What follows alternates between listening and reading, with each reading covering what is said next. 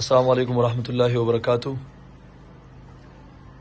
د دارالعلوم مدین سواد د طرف نه د متاثرینو دپاره د سیلاب متاثرینو دپاره مفتی اسف خان یوسفزی صاحب لګیا دي او پیکینګ کوي د چاولو د ماسختن د روټۍ ترتیب روان دی. جی تمام ملګرو ته خواست دی چې د ټولو سواد د عوامو دپاره د خصوصي دواګانو اهتمام وکړي او څه قسم تعاون کیدی شي د حضراتو نو د مفتی اسف خان یوسفزی صاحب سره رابطه وکړي او د دوی سره جمع وکړي.